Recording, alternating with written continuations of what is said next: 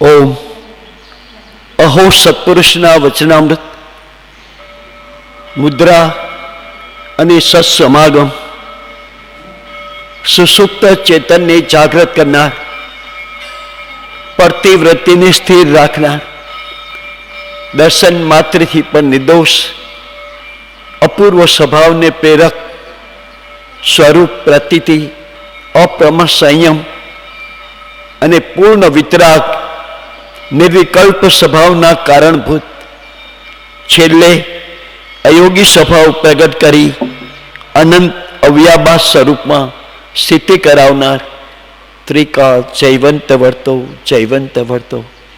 ઓમ શાંતિ શાંતિ શાંતિ. અનંત અનંત ભેદથી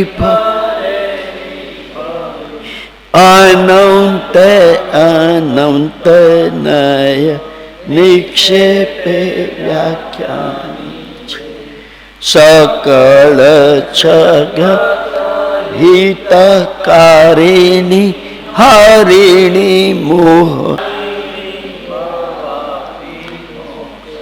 ચારિણી પ્રમાણી છે, ઉપમા આપ્યાની છે, તમારા વીતે વ્યર્થ આપવાથી જમતી મપાઈ.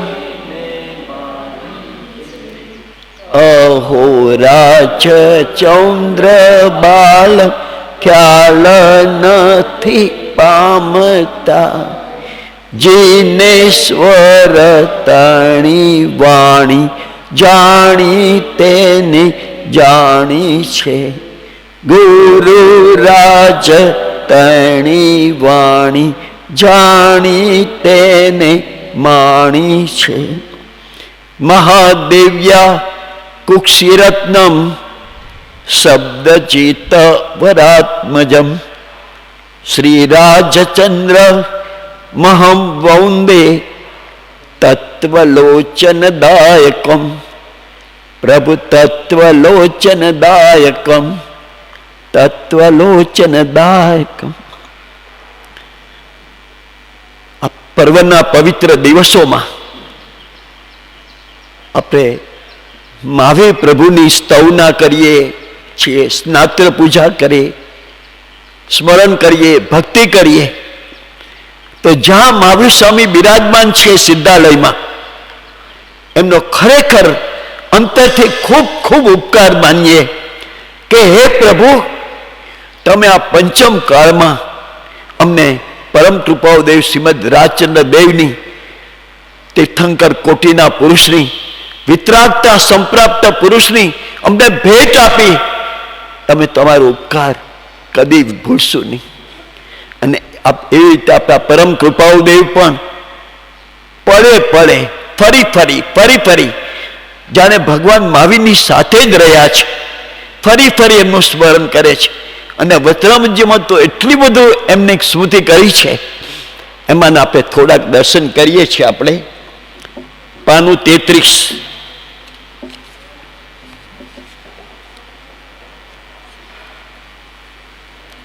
વચનામૃતજી પાના 33 કૃપાદેવ કહે છે,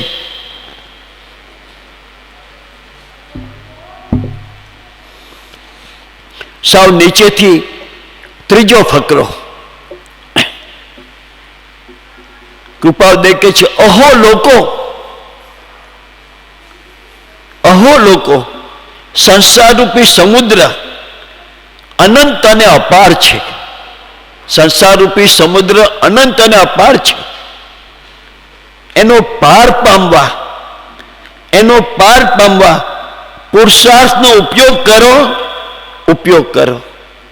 આ પ્રભુ આપણને ભાઈ કહે છે, પુરુષાર્થનો ઉપયોગ કરો. કયો પુરુષાર્થ કરવાનો?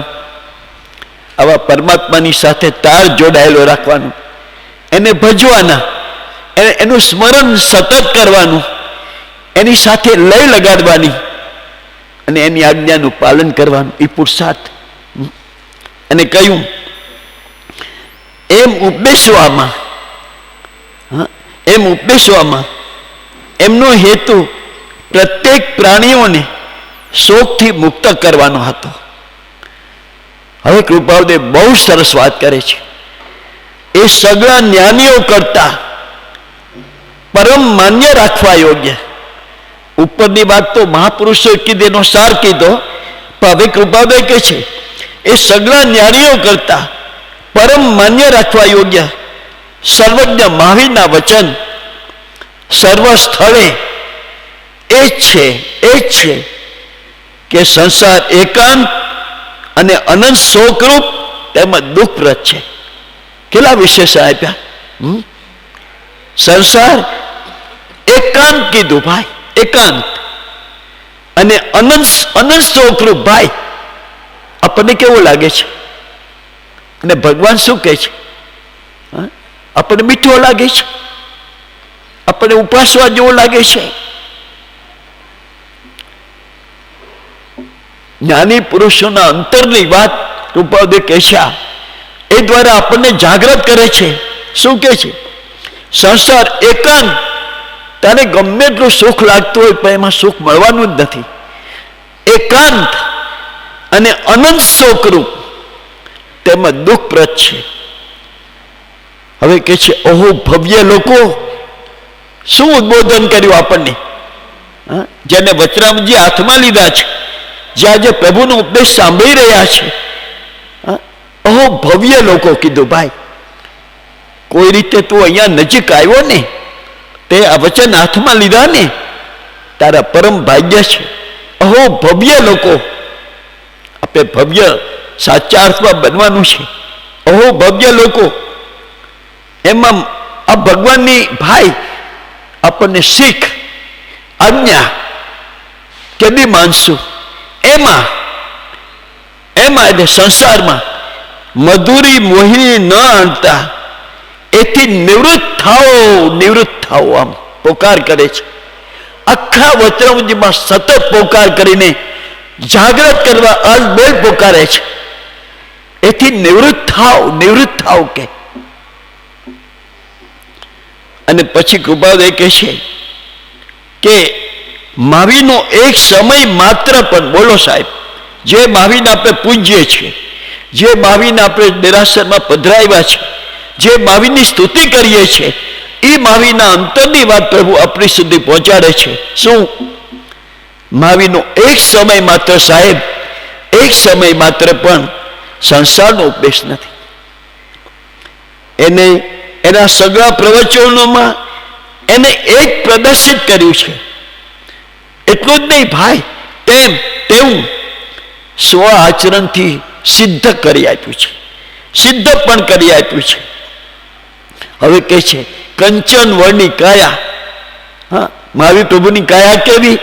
કંચન વર્ણની, યશોદા જેવી રાણી, અને સામ્રાજ્ય લક્ષ્મી.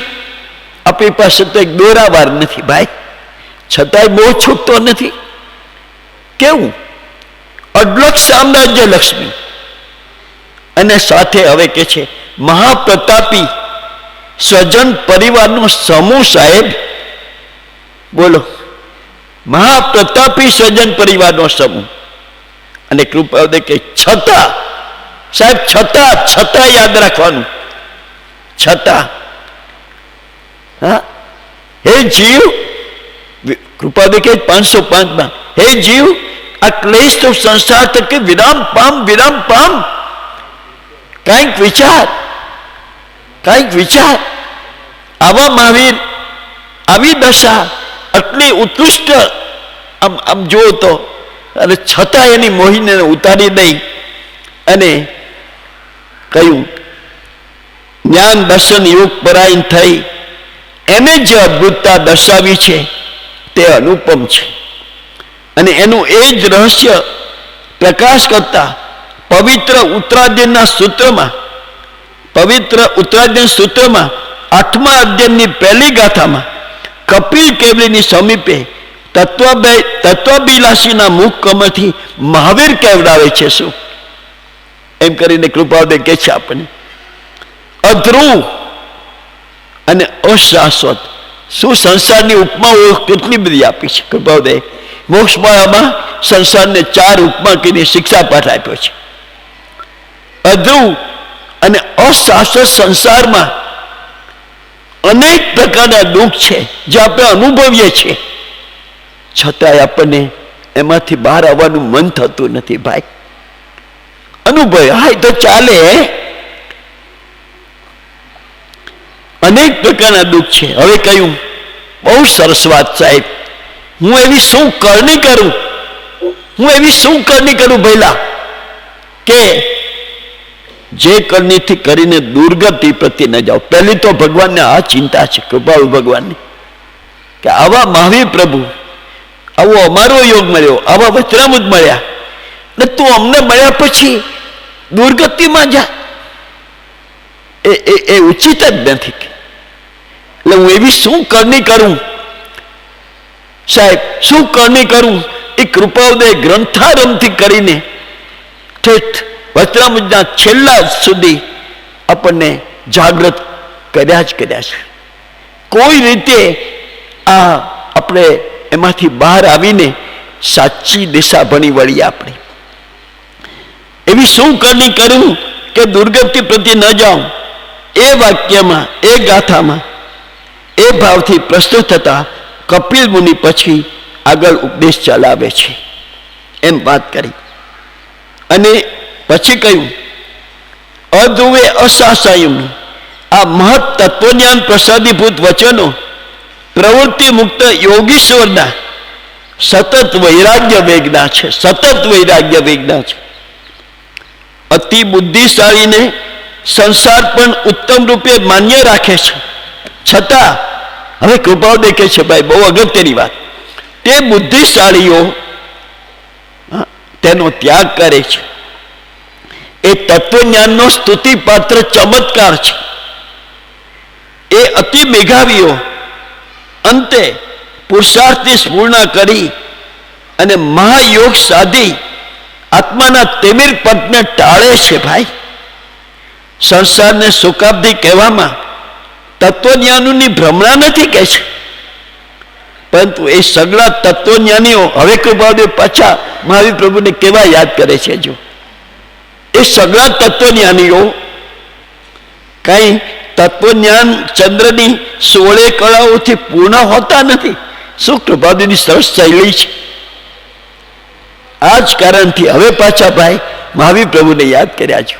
આ જ કારણથી સર્વજ્ઞ મહાવીરના વચન તત્વજ્ઞાનને માટે જે પ્રમાણ આપે છે, તે મહાવીર પ્રભુએ જે પ્રમાણ આપ્યું છે તે મહદભૂત, સર્વમાન્ય અને કેવળ મંગળમય છે. સાહેબ એ આપણને મળ્યું છે, કેટલા પરમ ભાગ્ય છે આપણે. મહાવીરની તુલ્ય પાછા ઋષભદેવ ભગવાનને પણ યાદ કર્યા. ઋષભદેવ જેવા જે સર્વજ્ઞ તીર્થંકરો થયા છે. કૃપાળુ ભગવાનને હમણાં કહ્યું સ્નાતર પૂજામાં, ફરી કોની વાત કરવી છે? પામેલો, તરેલો, જેને પ્રાપ્તિ થઈ છે. તો એવા જે સર્વજ્ઞ તીર્થંકરો થયા છે તેમને નિષ્પૃહતાથી, કોઈ સ્પૃહા નથી ભાઈ, એમને નિષ્પૃહતાથી ઉપદેશ આપીને જગત હિતેશીની પદવી પ્રાપ્ત કરી છે. બોલો. પછી કહ્યું સંસારમાં એકાંત અને જે અનંત ભરપૂર તાપ છે. ફરી શું કહે છે ભાઈ? એકાંત અને અનંત ભરપૂર તાપ છે, છતાં આપણે સેવાઈ ગયો છે. હા, એમાંથી નીકળવાનું મન થતું નથી. સંસારમાં એકાંત અને જે અનંત ભરપૂર તાપ છે, તે તાપ 3 પ્રકારના છે સાહેબ: આદિ, વ્યાધિ ને ઉપાધિ. અને એથી મુક્ત થવા માટે પ્રત્યેક તત્વજ્ઞાનીઓ કહેતા આવ્યા છે. શું એના સાર શું? સંસાર ત્યાગ, સમ, દમ, દયા, શાંતિ, ક્ષમા, ધૃતિ, અપ્રભુત્વ, ગુરુજનનો વિનય, વિવેક, નિષ્પૃહતા, બ્રહ્મચર્ય, સમ્યક્ત્વ અને જ્ઞાન, એનું સેવન કરવું. જો આ આખા ગુણોની વાત કરી, આ તત્વજ્ઞાનીઓનો બધાનો સાર આ ગુણોનું સેવન કરવું.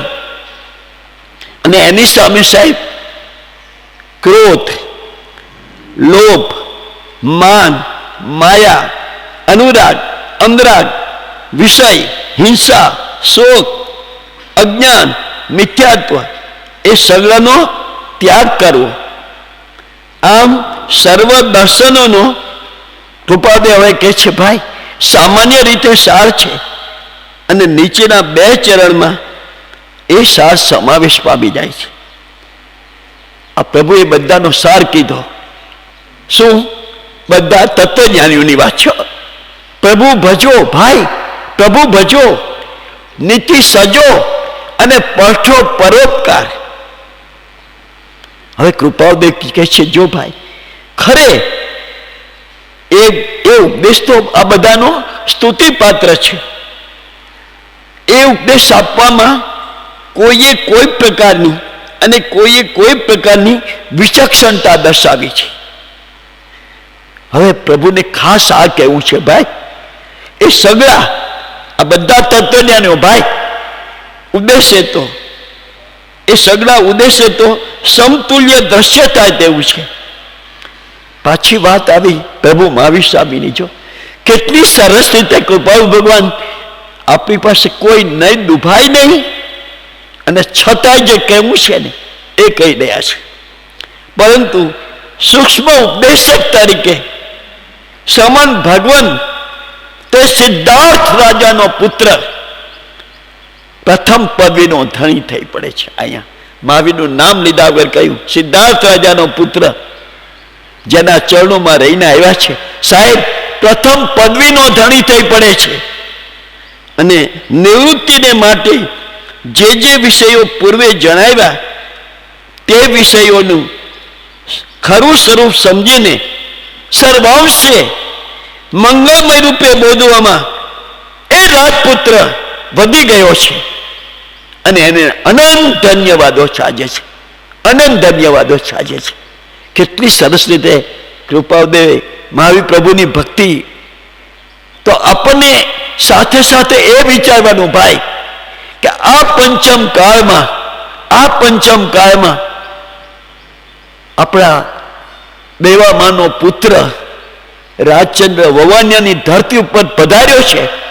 તે આપણને પરમાર્થ માર્ગ મહાવીરના પ્રભુની અંતરની વાત આપણી પાસે ઘણા ગુરુઓ, આચાર્ય, ભગવંતો, મહાપુરુષોએ કરી છે. પણ આ કાળમાં મહાવીર પ્રભુની અંતરની વાત ખરું સ્વરૂપ સમજીને સર્વાંશે મંગળમય રૂપે બોધવામાં દેવામાંનો રાજપુત્ર વધી ગયો છે. અને એને અનંત ધન્યવાદો સાજે છે, અનંત ધન્યવાદો સાજે. જેટલા ધન્યવાદ આપીએ એટલા ઓછા છે સાહેબ. કેટલા ભાગ્યશાળી સાહેબ કે આપણને આ પુરુષનો યોગ બન્યો ભાઈ. ખરેખર આપણા ભાગ્યની ખરેખર આપણને ખબર નથી. આવો સરસ પુરુષ ગળંગને મળ્યો. જીવન જીવતા જીવતા ખાતા પીતા બધું કાર્ય કરતા એક લક્ષ્ય મુખ્ય બની જવો જોઈએ. પહેલા આ પુરુષની ભક્તિ, એને ભજી લેવા અને ભવનો અંત લાવી દેવો. બસ આવો પુરુષ દીવો લઈને ગોતતા જશું ને નહીં મળે. સહેજે મળી ગયા છે એટલે આપણને જેટલું મૂલ્ય આપણા રોમે રોમે વસવું જોઈએ એટલું વસ્તુ નથી. પણ છતાં માયલાને સમજાવીને આ વચનોના આધારે આપણને પરમ કૃપાદેવ કોણ મળ્યા છે. એટલે આ રીતે કૃપાદેવ કહે છે કે એ જ કૃપાદેવ આપણને બહુ સરસ એક વાત કરે છે. બીજી એ જોઈએ પાનું 26.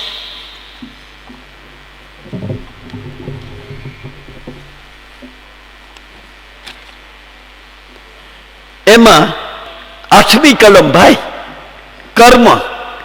એમાં કૃપાદેવ મહાવીર પ્રભુને યાદ કરે છે ભાઈ. બહુ સરસ રીતે આપણી પાસે આ વાત રજૂ કરી છે. જરા બહુ સમજવા જેવું છે ભાઈ. સુખ અને દુઃખ, જન્મ ને મરણ આદિ સગું સાહેબ કર્મને આધીન રહેલું છે. આપણું ધાર્યું કાંઈ થતું નથી. ગમે એટલા સ્વપ્નાઓ, આપણું ધાર્યું નથી થતું, કર્મને આધીન રહેલું છે. જેવા જીવ અનાદિ કાળથી કર્મો કરે આવે છે તેવા ફળો પામતો જાય છે ભાઈ, તેવા ફળો પામતો જાય છે. કૃપાદે કહે છે આ ઉપદેશ પણ, આ જૈન ધર્મનો, તીર્થંકર ભગવાનનો આ ઉપદેશ પણ અનુપમ જ છે. ત્યારે કૃપાદે કીધું કેટલાક કહે છે કે ભગવાન તે અપરાધની ક્ષમા કરે ને તો તે થઈ શકે છે, એવું બોલે છે કેટલા. પરંતુ ના ના, એમની ભૂલ છે ભાઈ, એમની ભૂલ છે. આથી તે પરમાત્મા પણ રાગ દ્વેષ વાળો ઠરે છે અને આથી ભગવાન માફ કરી દેશે. જેમ આથી પાલવે તેમ વર્તવાનું કાર્ય કરીને બને છે કે ભગવાન માફ કરી દેશે ને, એ માન્યતા ઉચિત જ નથી. આથી તે પરમાત્મા પણ રાગદ્વેષ વાળો ઠરે છે અને આથી પાલવે તેમ વર્તવાનું કાર્ય કરીને બને છે. એમ એ સગળા દોષનું કારણ પરમેશ્વર બને છે. ત્યારે આ વાત માન્ય કેમ કહેવાય? ત્યારે હવે જો ભગવાન પાછા મૂળ વાત ઉપર લાવ્યા આપણને. જૈનીનો સિદ્ધાંત, સાહેબ જૈન ધર્મમાં જન્મ મળ્યો છે, આ સમજવા પ્રયત્ન તો કરીએ દોસ્ત. જૈનીનો સિદ્ધાંત કર્માનુસાર ફળનો છે, તે જ સત્ય છે ને આવો જ મત તેના તીર્થંકર હોય અથવા તો મહાવીર સ્વામીએ દર્શિત કર્યો છે. કેવી સરસ વાત કૃપાદે કે છે. એમને તીર્થંકર હોય, એમને પોતાની પ્રશંસા ઈચ્છી નથી અને એવો શ્રીમદ રાજચંદ્ર આપણને મળ્યો છે, પુરુષ સદગુરુ. પોતાની પ્રશંસા ઈચ્છી નથી સાહેબ, અને જો ઈચ્છે તો માનવાળા ઠરે. કૃપાદે શું કે છે? અમે સર્વે જીવોના દાસ છીએ અને ધર્મી જીવોના તો ત્રણેય કારણે માટે દાસ છીએ. આ આપણા પ્રભુ. એટલે એમને પોતાની પ્રશંસા ઈચ્છી નથી અને જો ઈચ્છે તો માનવાળા ઠરે, માટે એને સત્ય પ્રરૂપી છે. કીર્તિને બાને ધર્મવૃદ્ધિ કરી નથી. જો કીર્તિને બાને ધર્મવૃદ્ધિ કરી નથી, તેમજ તેમને કોઈ પણ પ્રકારે કેવું લખ્યું, પોતાનો સ્વાર્થ ગબડાયો પણ નથી. બોલો, હવે બહુ સરસ વાત આવી. હો ભાઈ, ધ્યાન દઈને સાંભળજો પ્લીઝ. કર્મ સગળાને નડે છે. શું? કર્મ સગળાને નડે છે. મને પણ કોણ કહે છે? મહાવીર પ્રભુ અને રાજપ્રભુ પણ આપણને કહે છે. આગળ મને પણ કે એટલે તીર્થંકર ને એની થોડી લાગવગ ન હાલે ભાઈ. એલા ભાઈ ન ચાલે. મને પણ કરેલા કર્મ મુકતા નથી. આ જો બરાબર વિચારીએ ને તો અત્યારે જે કંઈ શુભ અશુભ આપણે કરીએ ને એનું ફળ મારે ભોગવવું જ પડશે. જાગૃતિ રહે. પણ ભૂલી જઈએ છીએ. હા, જ્યારે આવે ત્યારે આંસુ પાડીએ, અરે ભાઈ અમારે આવું આવ્યું, અમારે આમ બન્યું. અરે ભાઈ, કૃપાદે કહે છે આગળ કોઈનો દોષ નથી, અમે કર્મ બાંધ્યા માટે અમારો દોષ છે. આ પરમ સત્યને બરાબર અંતરમાં હૃદયમાં ઉતારવાનું છે ભાઈ. એવી જાગૃતિ હશે ને તો નવા કર્મ બાંધતા આપણે બહુ જાગૃત રહેશું ભાઈ. અને આ જો ભૂલી જશું ને તો ફાવે વર્તશું. અત્યાર સુધી આ ભૂલો કરી જ છે. એટલે કહ્યું મને પણ કરેલા કર્મ મુકતા નથી અને તે ભોગવવા પડે છે. હવે કૃપાદે કહે છે આવા વિમળ વચનો. કેવા વચનો? વિમળ વચનો. હવે યાદ કર્યા ભાઈ. ભગવાન શ્રી વર્ધમાને કયા છે. કોઈ વાર સિદ્ધાર્થનો પુત્ર, કોઈ વાર ભગવાન વર્ધમાન, જુદી જુદી રીતે પણ કૃપાદેવે પોતાના એ પરમ પુરુષને યાદ કર્યા છે. ભગવાન શ્રી વર્ધમાને કયા છે. એટલું જ નહીં ભાઈ, તે વર્ણનને આકારે પાછા દ્રષ્ટાંતથી મજબૂત કર્યા છે. મહાવીર જન્મ વાંચનમાં ભાઈ આ આપણે વાંચ્યું કે ઋષભદેવજી ભગવાનને ભરતેશ્વરે પૂછ્યું, આ કૃપાદેવ આપણને પાછા ફરી યાદ કરાય. ઋષભદેવજી ભગવાનને ભરતેશ્વરે પૂછ્યું, હે ભગવાન, હવે આપણા વંશમાં કોઈ તીર્થંકર થશે? ત્યારે આદિ તીર્થંકર ભગવાનને કહ્યું, શું કહ્યું? હા, આ 12 બેઠેલા ત્રિદંડી 24માં તીર્થંકર વર્તમાન 24માં થશે. લ્યો, આ સાંભળી ભરતેશ્વરજી આનંદ પામ્યા. કેવું શબ્દ લખ્યો સાહેબ, ભરતેશ્વરજી આનંદ પામ્યા. અને ત્યાંથી વિનયયુક્ત અભિવંદન કરીને ઉઠ્યા. બહાર આવીને ત્રિદંડીને વંદન કર્યું. ત્યારે સૂચ્યું કે હમણાંનું તારું પરાક્રમ જોઈને હું કઈ વંદન કરતો નથી. કે કેવી સ્પષ્ટતા કરી. પરંતુ તું તારો આત્મા વર્તમાન 24માં છેલ્લા તીર્થંકર ભગવાન વર્ધમાનને નામે થવાનો છે. તે પરાક્રમને લીધે વંદન કરું છું. આ સાંભળીને ત્રિદંડીજીનું મન પ્રફુલ્લિત થયું. ભાઈ, ત્રિદંડીજી લખ્યું કૃપાળુ ભગવાને, એનું મન પ્રફુલ્લિત થયું. અને સાથે ભાઈ પ્રફુલ્લિત થયું એ તો સારી વાત હતી, પણ ભાઈ આ જો અહમ પદ આવી ગયું. આપણે વાતમાં અહમ, હા, એ અહમ કેટલું નુકસાન કરે ભાઈ. અહમ પદ આવી ગયું. શું હું તીર્થંકર થાવ એમાં શી આશ્ચર્યતા? હા, મારો દાદો કોણ છે? આદ્ય તીર્થંકર શ્રી ઋષભદેવજી. મારો પિતા કોણ છે? 6 ખંડના રાજાધિરાજ ચક્રવર્તી ભરતેશ્વર. અને મારે કુળ કયું છે? તો કે ઈશ્વાકુ. ત્યારે હું તીર્થંકર થાવ એમાં શું એમ? આમ અભિમાનના આવેશમાં સાહેબ હસ્યા. કોણ? ત્રિદંડીજી હસ્યા, રમ્યા અને કૂદકા માર્યા ભાઈ, અભિમાનના આવેશમાં. જેથી હવે આ ભગવાન કહે છે, અપકા જોયું આપણે જન્મ વાંચનમાં કે 27 શ્રેષ્ઠ નેષ્ઠ ભવ બાંધ્યા ભાઈ. એ તો અમુક ગણતરીના, બાકી સામાન્ય અમુક ભવો કર્યા એની તો ગણતરી જ નથી. 27 શ્રેષ્ઠ નેષ્ઠ ભવ બાંધ્યા. અને એ ભવ ભોગવ્યા પછી વર્તમાન 24ના છેલ્લા તીર્થંકર ભગવાન મહાવીર સ્વામી થયા. આ કૃપાદેવ જણાવે છે. જો એમને હવે કૃપાદેવ એટલા સરસ ગૌરવથી વાત કરે છે. પોતાના સદગુરુ એવા મહાવીર ભગવાનની વાત કૃપાદેવ પણ બહુ અંતરથી કરે છે. જો એમને કીર્તિ કે સ્વાર્થ ખાતર ધર્મ પ્રવર્તાયો હોત તો એ વાત તે પ્રગટ પણ કરત. શું કે ભાઈ હું ત્રિદંડી હતો, મને અભિમાન આવી ગયું, મેં આમ કર્યું, મેં એટલા શ્રેષ્ઠ ભાવ બાંધ્યા, એ વાત કરત જ નહીં. હારી જ વાત કરત. હા, પણ ભગવાન કૃપાદેવ ગૌરવપૂર્વક કહે છે કે મારો મહાવીર એને જો છુપાયો હોત તો આપણને કઈ ખબર ન પડે. પણ એને કીર્તિ કે સ્વાર્થ ખાતર ધર્મ પ્રવર્તાયો હોત તો એ વાત તે પ્રગટ પણ કરત એમ પ્રશ્ન કર્યો ભાઈ. પણ હવે જવાબ આપ્યો કૃપાદેવ, પરંતુ એનો સ્વાર્થ વગરનો ધર્મ ભાઈ. આપણને કોણ મળ્યા છે મહાવીર? આપણને કોણ મળ્યા છે કૃપાદેવ ભાઈ?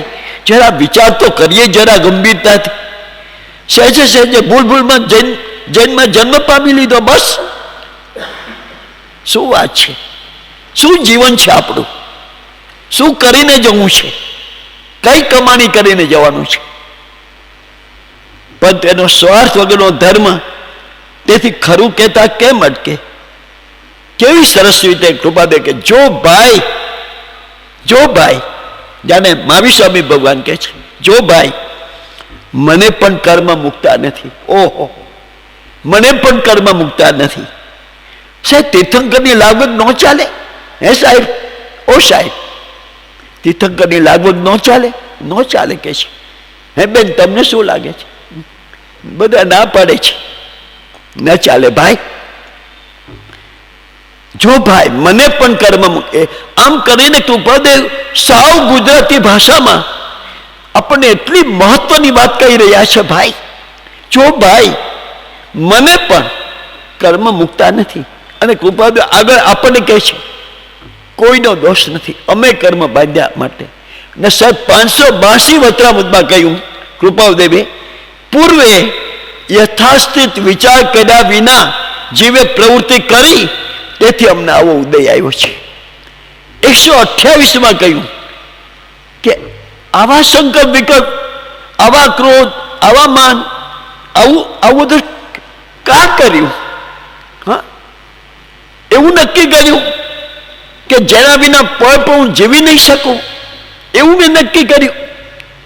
અને જેનું મુખ કોઈ કાળે નહીં જોઉં, એવું નક્કી કર્યું. કૃપાદેવને ખરેખર એનો પશ્ચાતાપ થાય છે. ને 128માં બહુ પ્રેમથી વચનામૃત 128માં ક્ષમાપના કૃપાદેવ ખંભાતના ભાઈઓને પત્ર લખતા જણાવે છે, જો ભાઈ મને પણ કર્મ મુકતા નથી. આ વાક્ય છે ને, અહીંયા કોતરી નાખવા જેવું છે. ગમે તેવું કર્મ, ગમે તેમ અશુભ કર્મ સમજણ વગર આપણે કરીએ, યાદ આવવું જોઈએ આ તું અત્યારે કરીશ ને ભલે 5 ઇન્દ્રિયોના વશ થઈને, પણ તને છોડશે નહીં. અને જ્યારે એનો ઉદય આવશે ને, આંખમાંથી આંસુ પડશે ને, ત્યારે કોઈ એને પેલા લુવા તૈયાર નહીં હોય. ભાઈ અત્યારે આપણને આવા મળે છે, આ બધું આવા દિવસોની ઉજવણી, આ ઉલ્લાસ, આ પ્રસન્નતા, એમાંથી આપણે કંઈક સાર લઈ લેવા જેવો છે. ભાઈ જીવનની દિશા સાહેબ બદલી નાખવા જેવી છે, કે આમને આમ ચાલ્યા જેવું છે બસ. તો તમને કેમ મૂકશે? માટે કર્મવાળો આ પણ તેનો સિદ્ધાંત કેવો કીધો? કર્મવાળો આ સિદ્ધાંત ખરો છે કે ખરો છે. જો એમનો સ્વાર્થી અને કીર્તિને બાને ભૂલાવાળો ધર્મ હોત, કૃપાળુ કેટલા પ્રેમથી કહે છે એ વાત, આમ ગૌરવપૂર્વક કહે છે, ભાઈ મારો મહાવીર એ વાત પ્રદર્શિત પણ કરત. જેનો સ્વાર્થ હોય તે તો આવી વાત કેવળ ભોયમાં જ ભંડારે. ભાઈ ભોયમાં જ ભંડારે અને દેખાડે કે નહીં નહીં. હા, જગતને એવું દેખાડે કે મને કર્મ નડતા નથી, હું તો તીર્થંકર.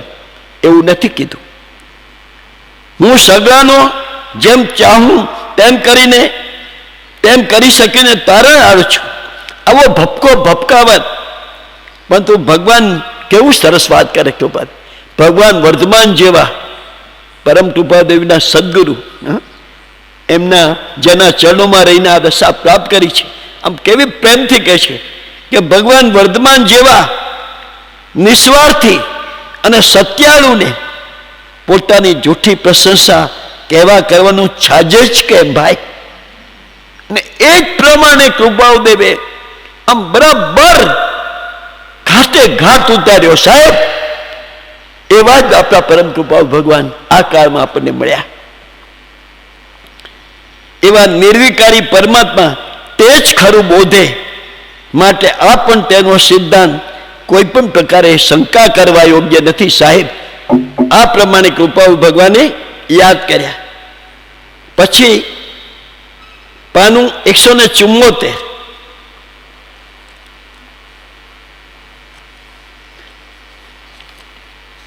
એમાં 3જી કલમ કૃપાળુદેવ કહે છે, ભાઈ જુઠાભાઈના પત્રના 40 એ દરમિયાનમાં 3જી કલમ, મને આ મત કે તે મત એની માન્યતા નથી. સાહેબ આ કૃપાળુનું અંતર દર્શન થાય. મને આ મત, હું પૂછું ભાઈ આપ કેવા શ્વેતાંબર કે દિગંબર? આપ સ્થાનકવાસી, આપ તેરાપંથી કેટલી કેટલી માન્યતાઓમાં આપણે રોકાયેલા છે.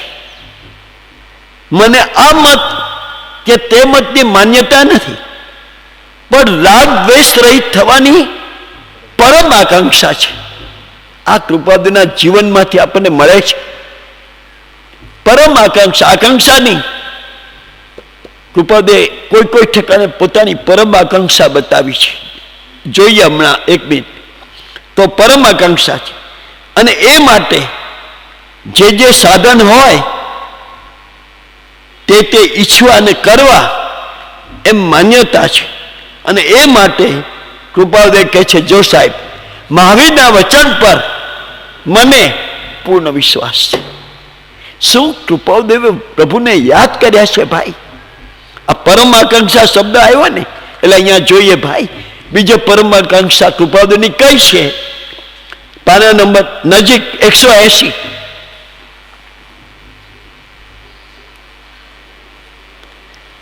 ઓમ સત્પુરુષોને નમસ્કાર. વોવાણિયા મહાવત સાતમ શુક્ર 1945. ઓમ સત્પુરુષોને નમસ્કાર. સુજ્ઞા મનસુખરામભાઈ ત્રિપાઠીને પત્ર લખતા લખે છે, સુજ્ઞા એમને પૂછાયું, ભાઈ તમારો વૈરાગ્ય કેવો? કંઈક મને ખ્યાલ તો આપો તમે. ત્યારે ભગવાન કહે છે, વૈરાગ્ય ભણીના મારા આત્મવર્તન વિશે પૂછો છો તમે, તો એ પ્રશ્નનો ઉત્તર કયા શબ્દોમાં લખું? બોલો.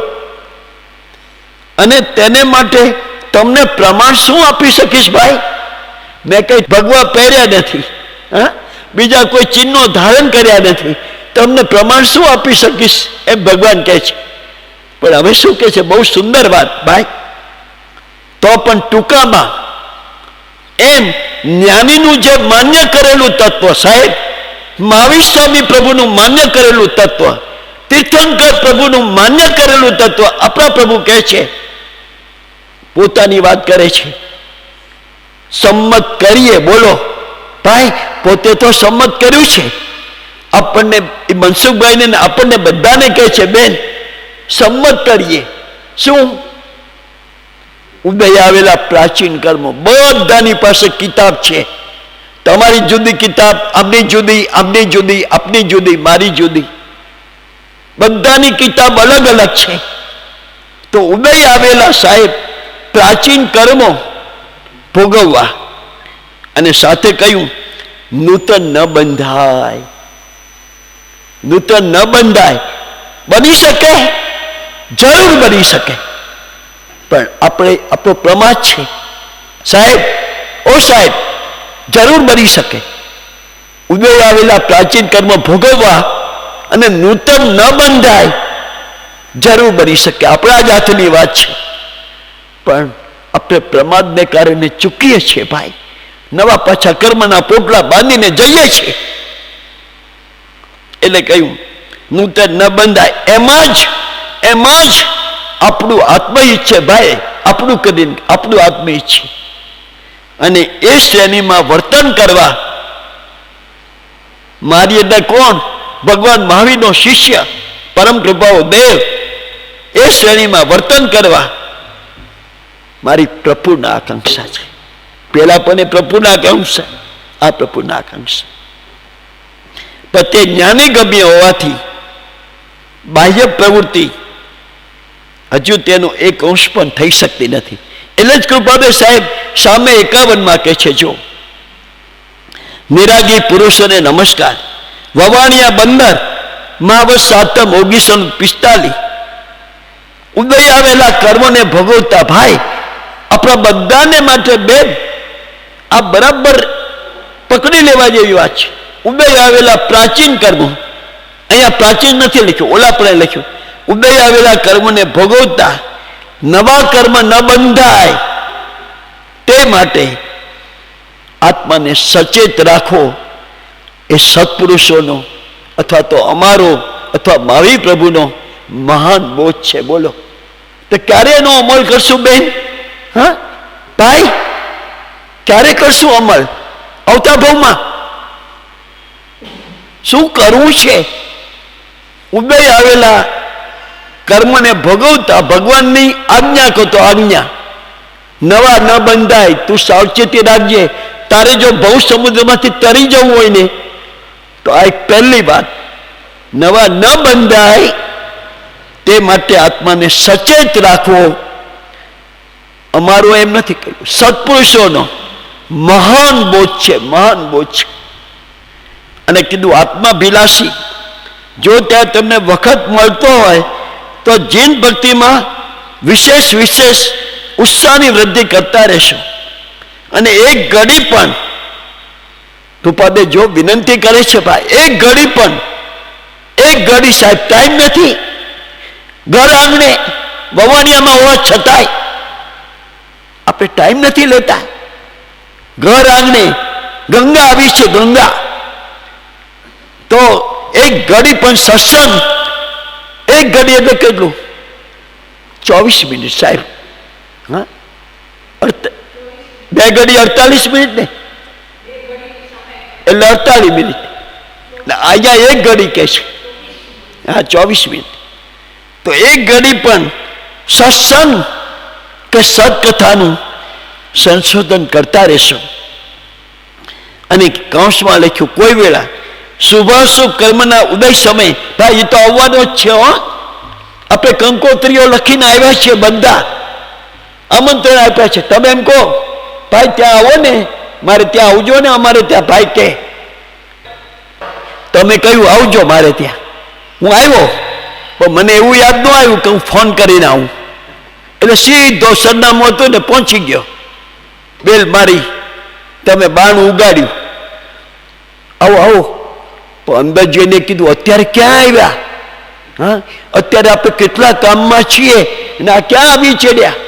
હા, પણ આમંત્રણ આપતા પહેલા વિચાર કરવો તો ને, આવજો આવજો કીધું તો આવ્યા.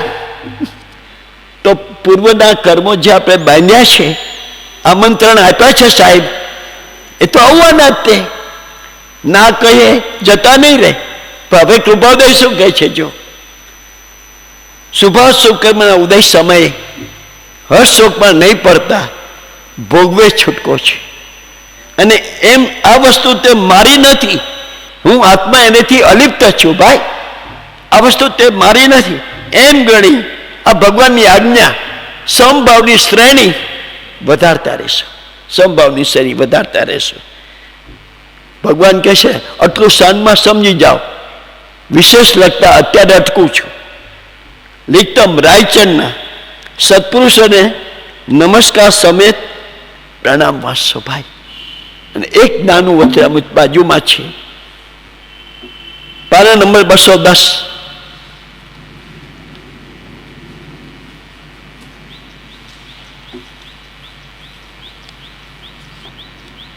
વચરામૃત 105, પાના નંબર 210. હેડિંગ છે મહાવીરના બોધને પાત્ર કોણ? ભાઈ બહુ સરસ વાત છે. એમાં એવું બન્યું ભાઈ કે પૂજ્ય અંબાલાલભાઈની ઉપર કૃપાદેવે પત્ર લખ્યો હતો. એ કંઈ ગેરવલ લઈ ગયો એટલે ન મળ્યો. એટલે ત્રિભુવનભાઈ અંબાલાલભાઈના સાથે રહેતા હતા, બધા મિત્રો ખંભાતના, એ મુંબઈ જતા હતા કે ભગવાનને કહેજો મને કંઈ પ્રસાદી આપે, કે મને પત્ર તો આ મળ્યો નથી ભગવાનનો. એટલે અંબાલાલ ત્રિભુવનભાઈ ગયા, પેઢી ગયા, અંબાલાલભાઈ આમ કેવડાયું છે. ત્યારે કૃપાદેવ તરત જ 10 વચનો લખ્યા. ભાઈ હવે 10 વચનો લખીને આપ્યા એમના હાથમાં, પણ મોઢે જે કીધું એ આમાં ના આવે. એ સત્સંગ સંજીવનીમાં લખ્યું છે. શું? અમારે હજારો વર્ષનો અભ્યાસ છે ભાઈ.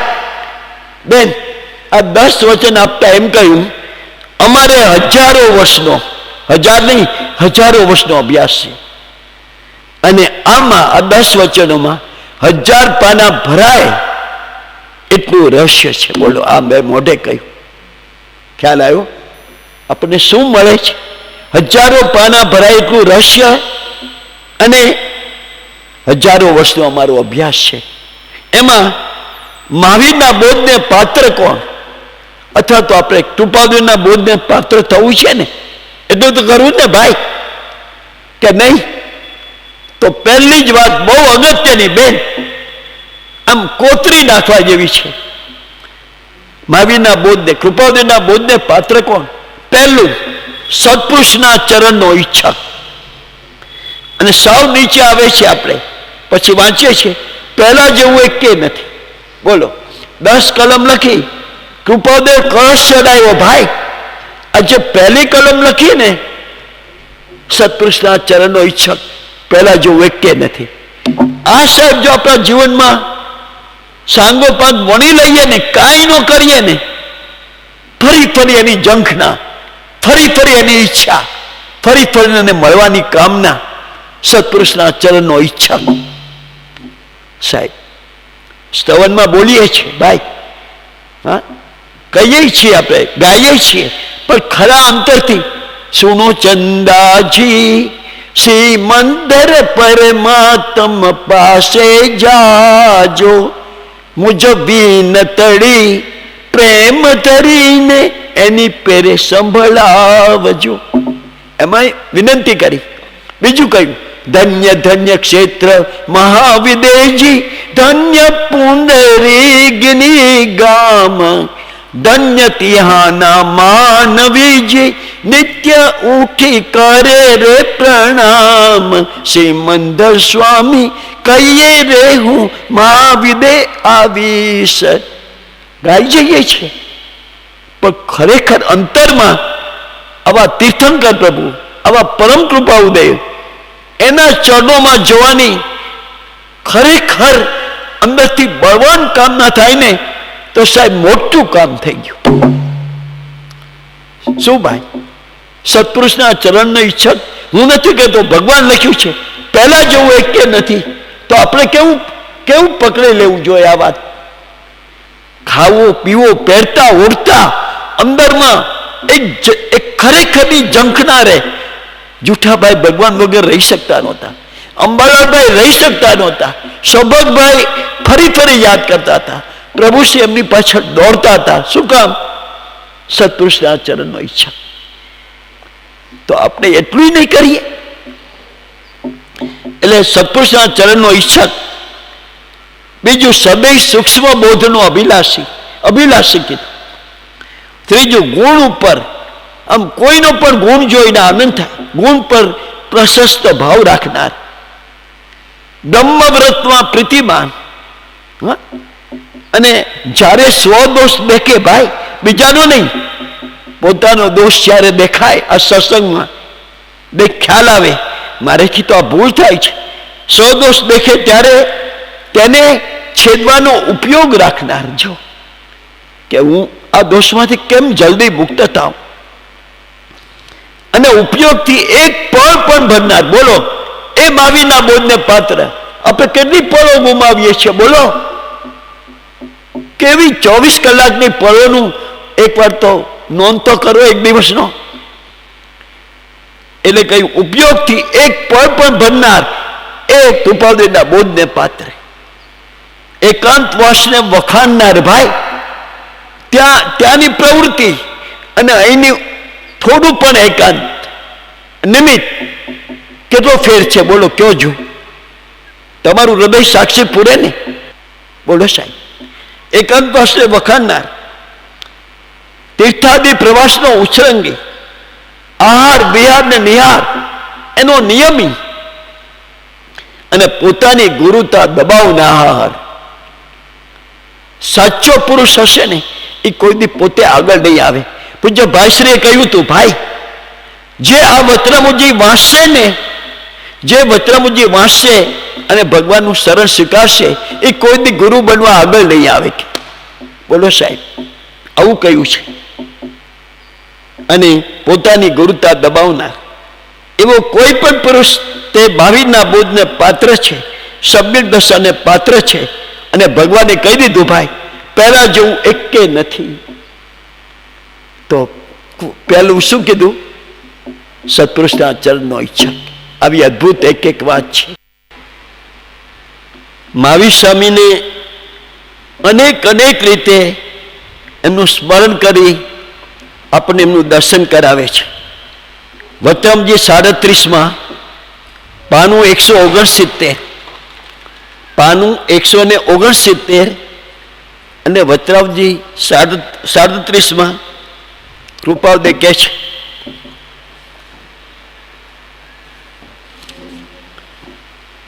નીચેથી ચોથી લીટી, પાનું 169, જુઠાભાઈને પત્ર પહેલો કે બીજો જ પત્ર છે, અને એમાં કૃપાદે કહે છે, આ અલ્પજ્ઞ આત્મા, બોલો, પોતાની વાત કરે છે, આ અલ્પજ્ઞ આત્મા પણ તે પદનો અભિલાષી. શું? પાર્શ્વનાથ ભગવાન અને મહાવીર સ્વામીએ જે પદ પ્રાપ્ત કર્યું, કયું પદ? સિદ્ધ પદ, સંસારનો ક્ષય, અને સિદ્ધ પદ નિર્વાણ, મોક્ષ. તે પદનો અભિલાષી. આપણે કેના અભિલાષી છે? તે પદનો અભિલાષી. અને હવે સાહેબ, તે પુરુષના ચરણ કમળમાં તલ્લીન થયેલો દિન શિષ્ય છે. આ પોતાની ઓળખાણ આપી ભાઈ. આપણને શ્રીમદ રાજચંદ્ર કોણ મળ્યા છે? આવું કોઈ પાસેથી નહીં મળે ભાઈ જાણવા.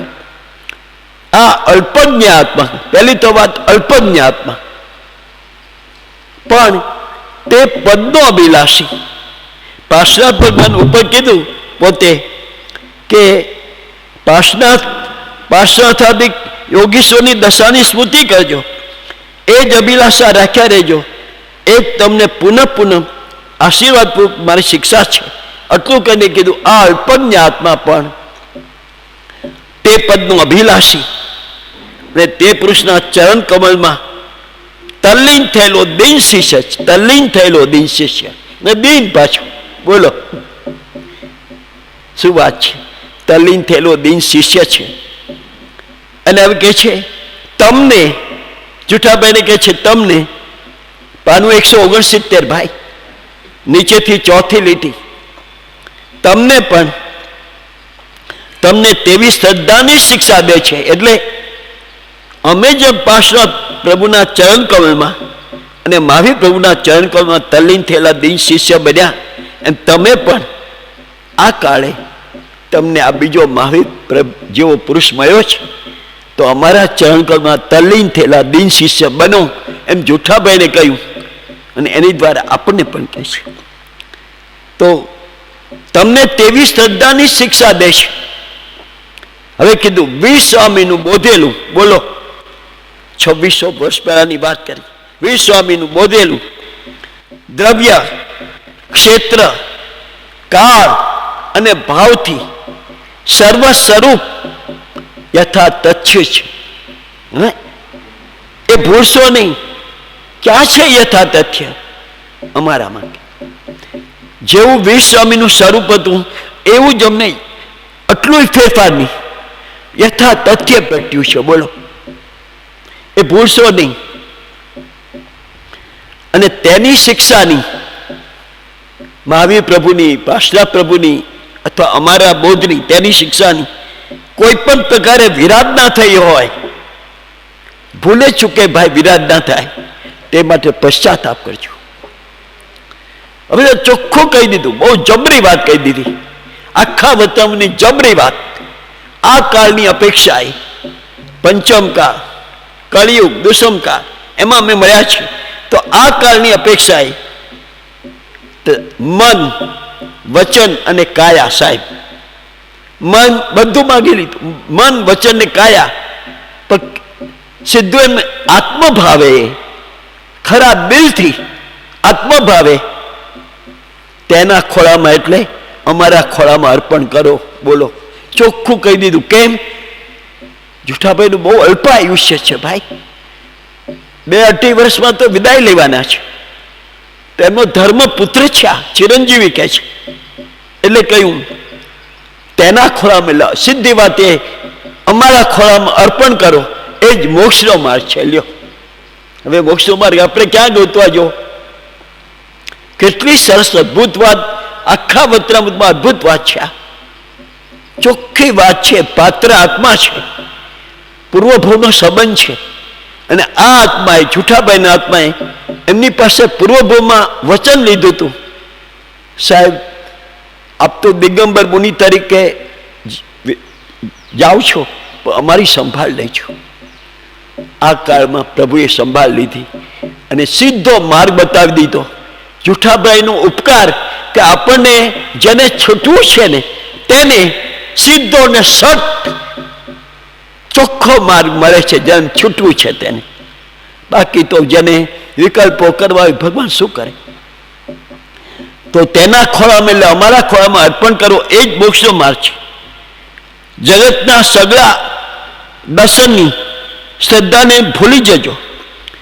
જૈન સંબંધી સર્વ ખ્યાલ ભૂલી જજો. જો જૈન સંબંધી મતની દ્રષ્ટિએ જે ખ્યાલ છે એ ભૂલી જજો.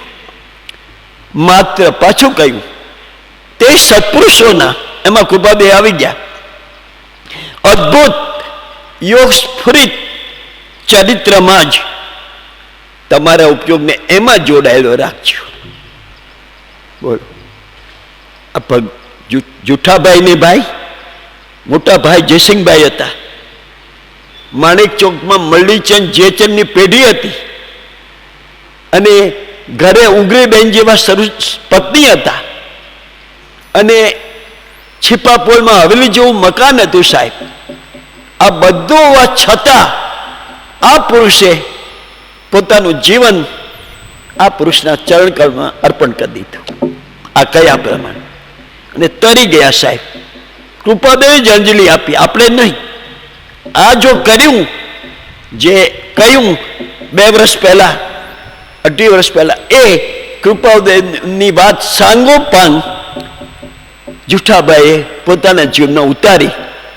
એટલે જો હારો જોઈએ તો વચનામૃત 117માં આ તો અહીંયા કહ્યું અને જુઠાભાઈ કેવો અમલ કર્યો એ જોવું છે. પાના નંબર 217, મુંબઈ 18/10/1946.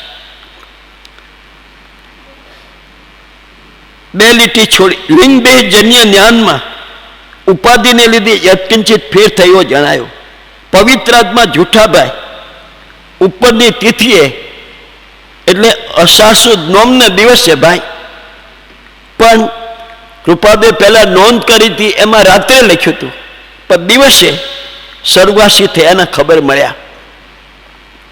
હવે કહે છે એ પાવન આત્માના ગુણોનું શું સ્મરણ કરું? કે આ કોને લખે છે? એમના કુટુંબીઓને. એ પાવન આત્માના ગુણોનું શું સ્મરણ કરવું કે જ્યાં વિસ્મૃતિનો અવકાશ જ નથી ભાઈ. હું તમને ભૂલી જાઉં તો યાદ કરવાનું રહે ને, વિસ્મૃતિનો અવકાશ જ નથી. ત્યાં સ્મૃતિ થઈ ગણાય જ કે એનું લૌકિક નામ જ દેહધારી દાખલ સત્ય હતું. એ આત્મદશા રૂપે ખરો વૈરાગ્ય હતો. બોલો, આ કૃપાવદની મારે તમારે આપણે કહીએ તો એમાં ભૂલ પડે. આ તો કૃપાવદની ખુદની અંજલિ છે ને આ પુરુષ તો જે છે એ જણાવે છે. એનું લૌકિક નામ જ દેહધારી દાખલ સત્ય હતું. નામ જૂઠાભાઈ, બે જૂઠો છે. એ આત્મદશા રૂપે ખરો વૈરાગ્ય હતો. હવે જુઓ, એક એક સાહેબ વાક્યમાં દરેકમાં માર્ક કરજો, વિશેષણ છે. મિથ્યા વાસના, બેન, મિથ્યા વાસના જેની ક્ષીણ થઈ હતી એમની બહુ ક્ષીણ થઈ હતી. પછી કેટલી રહી હશે ભાઈ? બોલો. એટલે સુખના નામે ને ધર્મ નામે આપણી મિથ્યા વાસનાઓ એ બહુ ક્ષીણ થઈ હતી. વિતરાગનો એટલે અમારો આમ જોઈએ તો પરમ રાગી હતો. વિતરાગનો પરમ રાગી હતો. સંસારનો પરમ જુગુપ્સિત હતો. સંસારનો વિતરાગનો રાગી નહીં સાહેબ, પરમ રાગી. આપણે કૃપાદેવના રાગી બનીને સંતોષ નહીં માનવાનો, પરમ રાગી બનવાનું ધ્યેય રાખવાનું, તો કામ થશે. પરમ રાગી હતો. સંસારનો જુગુપ્સિત નહીં સાહેબ, પરમ જુગુપ્સિત હતો. ભક્તિનું પ્રાધાન્ય જેના અંતરમાં પ્રકાશિત હતું, ના, સદાય પ્રકાશિત હતું. સદાય 24 કલાક સદાય પ્રકાશિત હતું. સમ્યક ભાવથી વેદીય કર્મ વેદવાની જેની ક્ષમતા હતી, અદ્ભુત ક્ષમતા હતી ભાઈ. એમને ભગંદર કે ક્ષય કે એવો કોઈ રોગ થયો હતો, અદ્ભુત ક્ષમતા હતી. અને મોડી કર્મનું પ્રવાહ જેના અંતરમાં શૂન્ય થયું હતું, બહુ શૂન્ય થયું હતું. મુક્ષતા જેનામાં દીપી નીકળી હતી, ઉત્તમ પ્રકારે દીપી નીકળી હતી. એવો એ જુઠ્ઠાભાઈનો પવિત્ર આત્મા આજે જગતનો આ ભાગનું ત્યાગ કરીને ચાલ્યો ગયો, આ સચારીઓથી મુક્ત થયો અને ધર્મના પૂર્ણ આહ્લાદમાં એટલે કૃપાઉદયમાં લીન બનીને, ઓગળી જઈને, સમર્પિત થઈને આયુષ્ય અચિંતું પૂર્ણ કર્યું. અરે રે, એવા ધર્માત્માનું ટૂંકું જીવન આ કાળમાં હોય એ કંઈ વધારે આશ્ચર્યકારક નથી. એવા પવિત્ર આત્માની આ કાળમાં ક્યાંથી સ્થિતિ હોય? બીજા સંગીઓના એવા ભાગ્ય ક્યાંથી હોય કે આવા પવિત્ર આત્માના દર્શનનો લાભ અધિકાર તેમને થાય? હવે છેલ્લે કહ્યું, મોક્ષ માર્ગને બે એવું સમ્યક્ત્વ જેના અંતરમાં પ્રકાશ્યું હતું. એવા પવિત્ર આત્મા જુઠ્ઠાભાઈને નમસ્કાર હો, નમસ્કાર હો. ને આપણને પાછળ કહ્યું અંબાલાલભાઈની દ્વારા, પાછળના જ પાની 218માં પાની, ધર્મમાં પ્રસક્ત રહો એ જ ફરી ફરી ભલામણ, ઉપરથી ત્રીજી ચોથી લીટી. હવે આપણને બધાને કહ્યું અંબાલાલભાઈ દ્વારા, સત્યપરાયના માર્ગનું સેવન કરીશું તો જરૂર સુખી થઈશું. શું? જરૂર સુખી થઈશું. અરે એટલું જ નહીં, પાર પામીશું. બોલો, પાર પામીશું. તો રોજ ઝંખના કરવા જેવી છે. પ્રભુ મને સત્યપરાયના માર્ગે ચાલવું એવી મારી ઉપર કૃપા કરો. સત્યપરાયના માર્ગે ચાલશું, જરૂર સુખી થઈશું. આ ભગવાન કહે છે, પાર પામીશું એમ હું ધારું છું. એટલે કૃપાદે કહ્યું ને, સારથીમાં વાંચ્યું કે એ વિશ્વસ્વામીનું બોધેલું સર્વ સ્વરૂપ યથા તથ્ય છે. ક્યાં યથા તથ્ય છે? જો જવાબ પાના નંબર 795. ક્યાં યથા તથ્ય છે ભાઈ? રૂપાદેવ હાથ નોંધમાં ભાઈ નોંધ કરે છે. 10મી કલમ ભાઈ, 10મી કલમ શું કે છે ભાઈ? જો મયુભાઈ 795 પાન અને 10મી કલમ. એ સ્થિતિ મહાવીર સ્વામીની જે સ્થિતિ હતી ને દશા, એ સ્થિતિ આ પોતે આત્મામાં કે છે ને પેલા પણ જુઠ્ઠાભાઈને કીધું સર્વ સ્વરૂપ યથા તથ્ય છે. ક્યાં? રાજપ્રભુમાં. અહીંયા રાજપ્રભુ પોતે સહી કરીને પોતાની હાથ નોંધમાં કહે છે ભાઈ, ડાયરીના પાના મહાત્મા ગાંધીજી કહેતા હતા કે એમના ત્યાં જાઉં ત્યારે એની બાજુમાં ડાયરી પડી જ હોય. જરાક ધંધા કે બીજા કાર્યમાંથી નિવૃત્ત થાય એટલે તરત એમાં જે ટપકાવે એ પોતે જોયું એમને, તો એમાં ટપકાયું. શું? એ સ્થિતિ મહાવીર સ્વામીની જે સ્થિતિ હતી ને એ સ્થિતિ અમારી છે. હવે તારે શું ગોતવા જવું છે? બોલ, બોલો બેન, શું ગોતવા જવું છે? એ સ્થિતિ ડેશ કરીને સાહેબ, એ સ્વરૂપ, એ ભાવ, એ જ ભાવ ભાઈ. અને હવે કહ્યું એ સ્વરૂપ. આ ત્રણ વસ્તુ કીધી ભાઈ, એ સ્થિતિ, એ જ ભાવ અને એ સ્વરૂપ. અને પછી આપણને જાણે છે ને કૃપાદેવ ભાઈ આપણી મનોદશા. એટલે લખવું પડ્યું, ગમે તો કલ્પના કરી અને બીજી વાત લ્યો. હજી કલ્પના કરવાની ટેવ પડી હોય ને તો બીજી વાત લો. એમને ગમતું નથી પણ કે છે તમારા જે સંસ્કાર છે આવું સરળતા જોવે કે પુરુષ સાચો મળ્યો, કસોટી કરી, સાચો છે, ઝુકાવી દે. હવે તો ગમે તો કલ્પના કરીને બીજી વાત લો. અને હવે કહ્યું સાહેબ યથાર્થ જોઈતો હોય ને તમારે મહાવીર જ જોઈતો હોય તો આ લો, આ રાજ પ્રભુને અંતરમાં લઈ લો. બેન બાપા આ પોકારીને કે છે ભાઈ કેદી લેશું? હા, યથાર્થ જોઈતો હોય તો તમારે મહાવીર જ જોતો હોય તો આ રાજચંદ્રજીને અંતરમાં પધરાવી લ્યો બસ. અને સાહેબ એક પાના પછી 17મી કલમ, આ બાજુ 17મી કલમ, પ્રકાશ ભુવન. પાછું અહીંયા કહ્યું ભાઈ ખચિત તે સત્ય છે, ખચિત તે સત્ય છે. અમે મહાવીર સ્વામીની સાથે વિચરીને આવ્યા છે. એનું ચરિત્ર, એમની દશા, એમનો બોધ એ ગ્રહણ કરીને આવ્યા છે. એટલે કે છે ખચિત તે સત્ય છે કે. અને હવે કહ્યું સાહેબ એમ જ સ્થિતિ છે. બોલો, એમ જ સ્થિતિ છે. ક્યાં ગોતવા જાત આપણે? આ ભગવાને આમાં જ બધું પોતાનું દર્શન આપ્યું છે ભાઈ. એમ જ સ્થિતિ છે.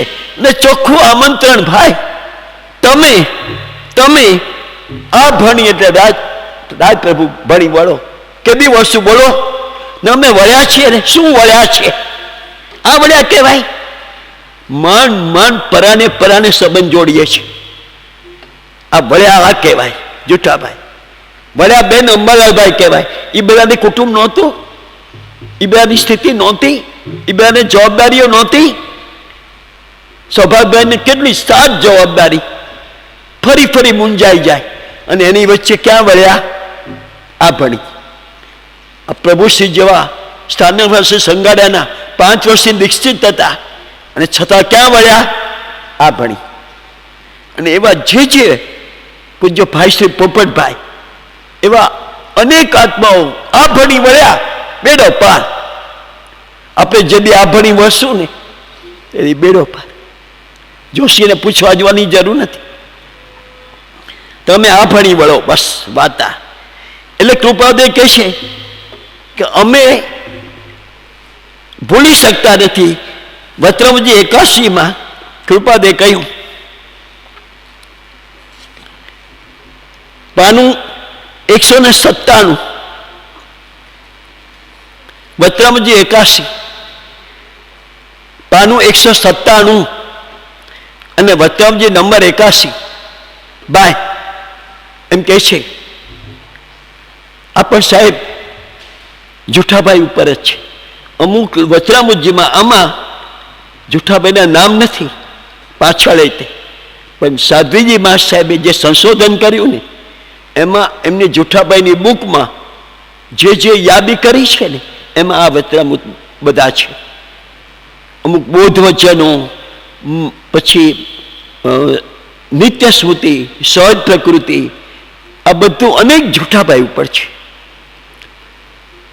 એવું બન્યું કે જુઠાભાઈ મોરબીમાં એમના કાકા રંગજીભાઈ એની સાથે પેઢીના કામ માટે આવ્યા મોરબી.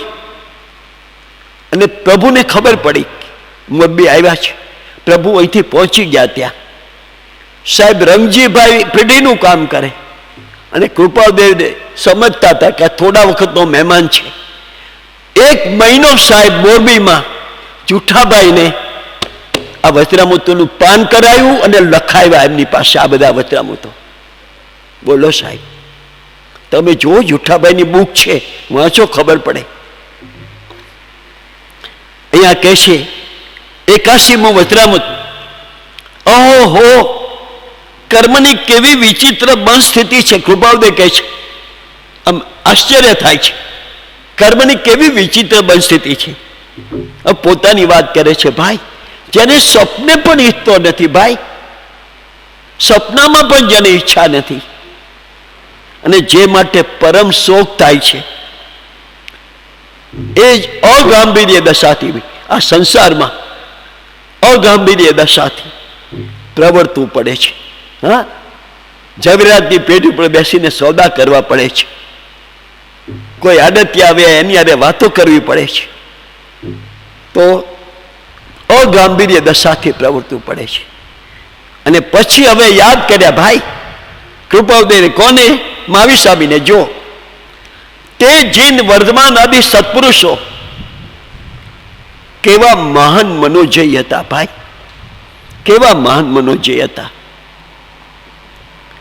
તેને મૌન રહેવું અમૌન રહેવું બંને સુલભ હતું. બોલો, આ દર્શન કરીને આવ્યા છે. મૌન રહેવું અમૌન રહેવું બંને સુલભ હતું. વાત કરે છે મહાવીર સ્વામીની, પણ દશા પોતાની પણ એવી જ છે. આપણે એમાં દર્શન કરવાના છે. એવા જ મારા પ્રભુ રાજપ્રભુ. એટલે તેને મૌન રહેવું અમૌન રહેવું બંને સુલભ હતું. તેને સર્વ અનુકૂળ પ્રતિકૂળ દિવસ સાહેબ સરખા હતા. આજે બહુ વરસાદ, આજે બહુ ગરમી, આજે બહુ ઠંડી, અનુકૂળ પ્રતિકૂળ દિવસ સરખા હતા. પેલા ભક્તએ શું કહ્યું? ધોમ ધકે હિમ પડે કે બારે બે ખાંગા થાય. હું તો મારા ભગવાનના ગુણગાન જ ગાયા કરું છું. સર્વ અનુકૂળ પ્રતિકૂળ દિવસ સરખા હતા. તેને વર્ધમાન સ્વામીની અને કૃપાઉદયની એ દશા. તેને લાભની સાહેબ સરખી હતી. ત્યારે એને કેટલા સોદા જથ્થા કર્યા, કોઈના હૃદયને દુભાવ્યા નહીં. રાયચંદ દૂધ પી શકે છે, લોહી નહીં.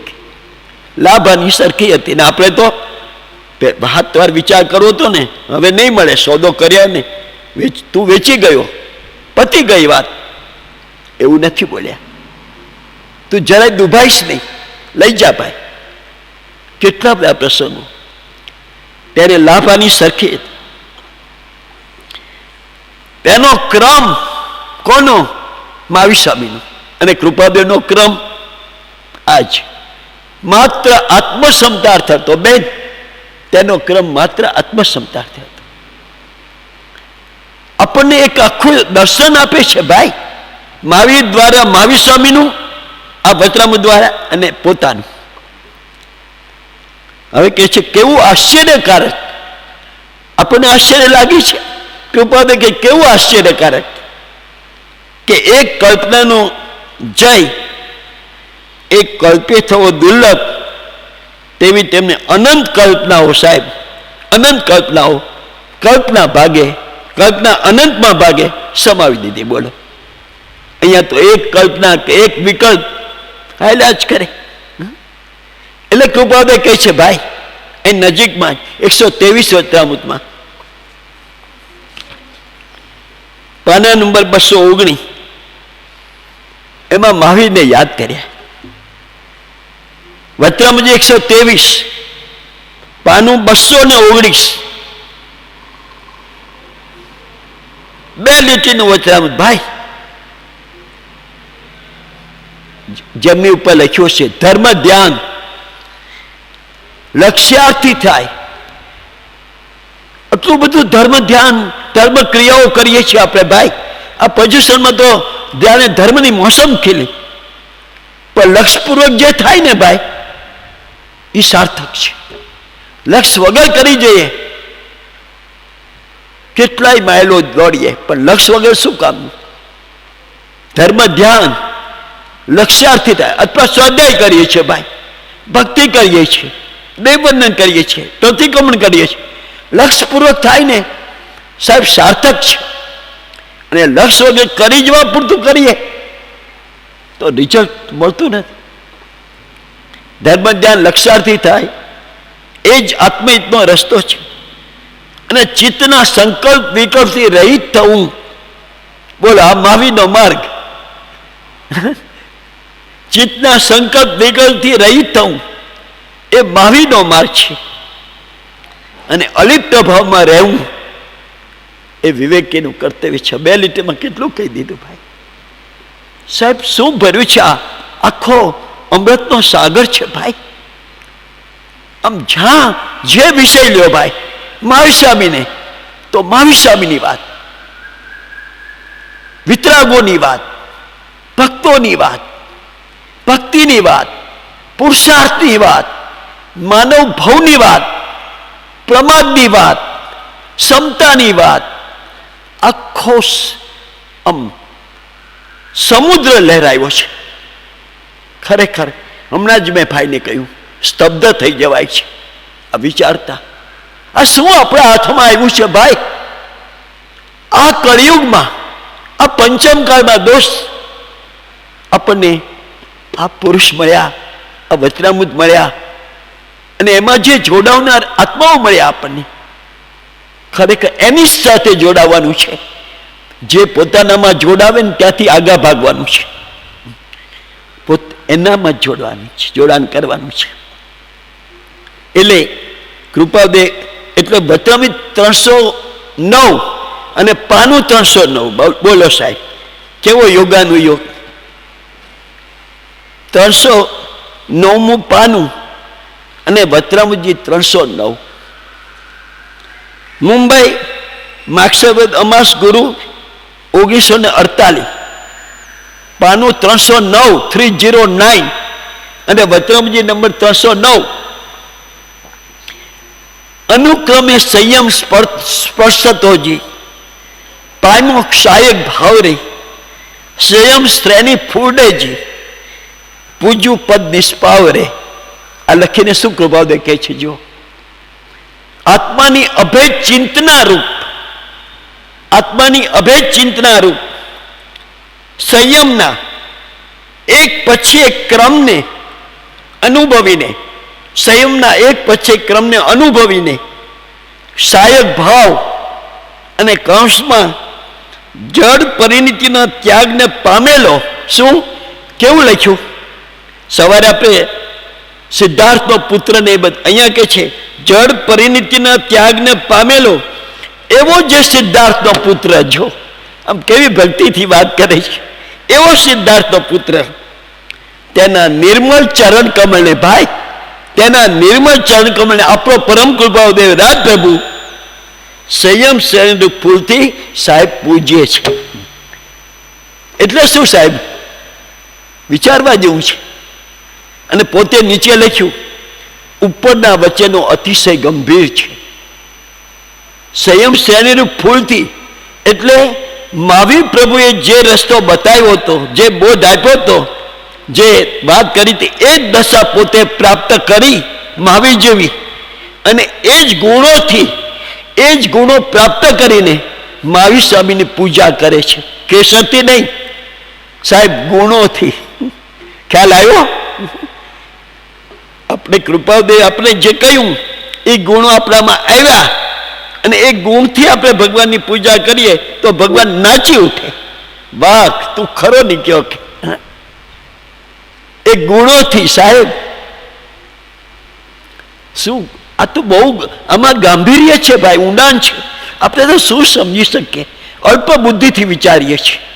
પણ પોતે જ લખ્યું ઉપરના વચનો અતિશય ગંભીર છે. બોલો. અને સહી શું કરી સાહેબ? યથાર્થ બોધ સ્વરૂપના યથાર્થ. બોલો. એટલે આ પુરુષ કહે છે પોતે સ્પષ્ટ કે અમે આ કાળમાં આવી જ ચડ્યા છીએ. તો અમે કોણ છીએ એ તમે કદાચ નહીં ઓળખી શકો. પાઘડી કૂટને ધોતીમાં તમે અમને નહીં ઓળખી શકો. એટલે હું તમને જરાક અંતરની વાત કરું ફરી વાર. વચનામૃતજી 322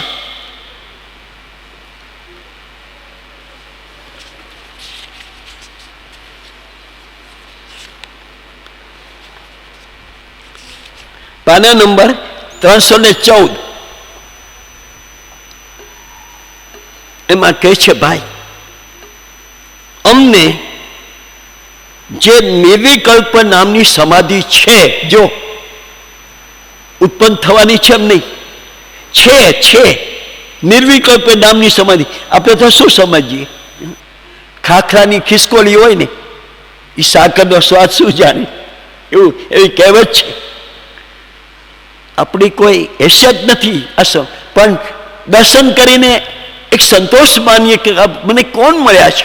અમને જે નિર્વિકલ્પ નામની સમાધિ છે તે તો આત્માની સ્વરૂપ પરિણતિ વર્તતી હોવાને લીધે છે.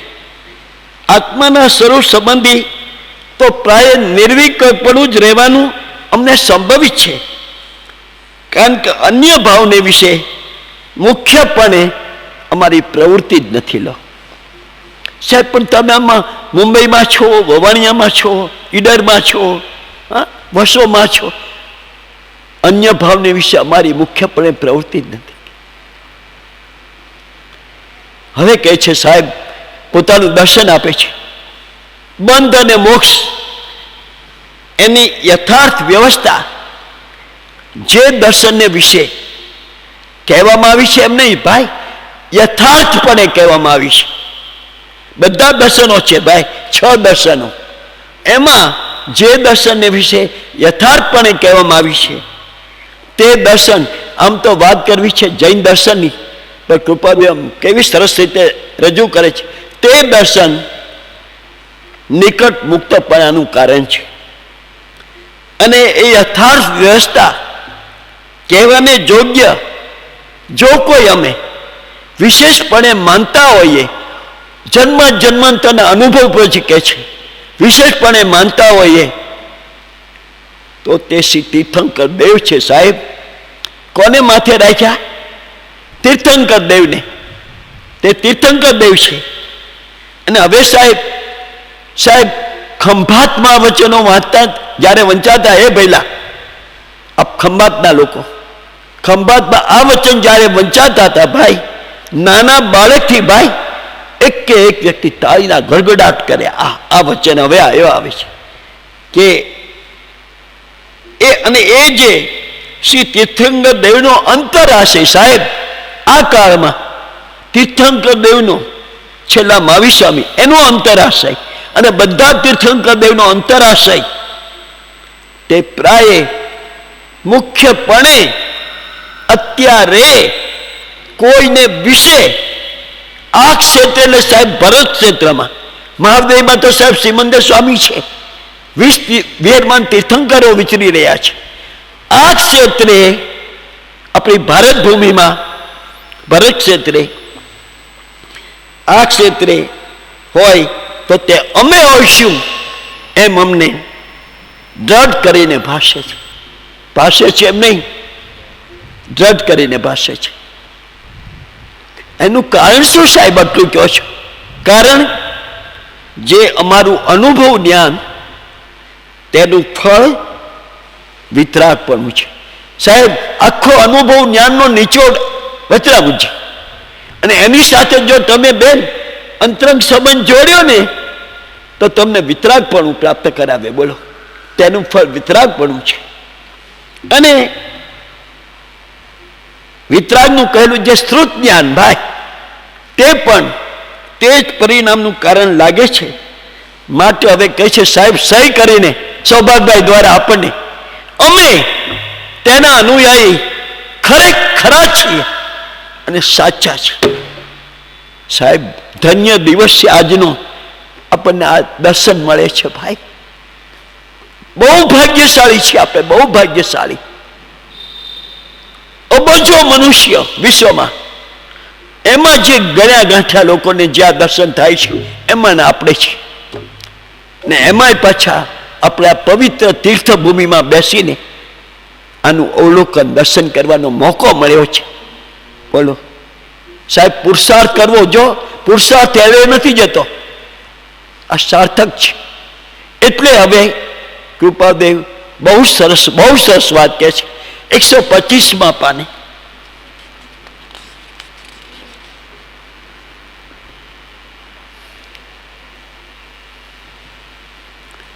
બહુ સરસ શૈલી સાહેબ.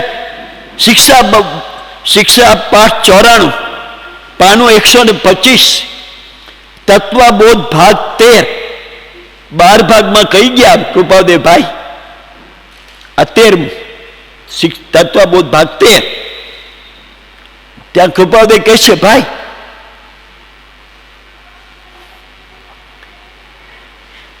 જે હું કહી ગયો ભાઈ, શું કહે છે આ મોક્ષમાળામાં અને આ વજ્રમુજ્જમાં આપણે કહી રહ્યા છે બેન, જે હું કહી ગયો તે કંઈ કેવળ જૈન કુલમાં જન્મ પામેલા પુરુષના માટે નથી ભાઈ.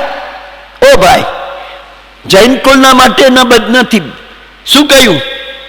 પરંતુ બેન સર્વને માટે છે, સર્વને માટે છે. તેમ આપણ નિશંક માનજો. આમ કેવું કહેશે આપણને?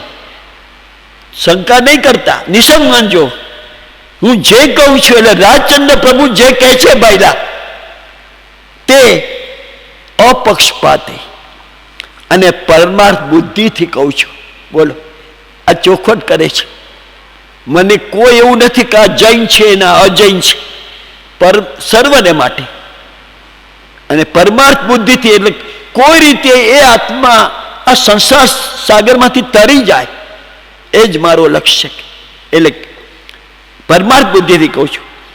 તમને જે ધર્મ તત્વ કહેવાનું છે તે પક્ષપાત કે સ્વાર્થ બુદ્ધિ કહેવાનું મને કઈ પ્રયોજન નથી. હું કઈ સ્વાર્થ બુદ્ધિથી નથી કહેતો, પક્ષપાત કે સ્વાર્થી. હું તમને અધર્મ તત્વ બોધીને અધોગતિને શા માટે સાધુ ભાઈ? એવું કોણ કરે?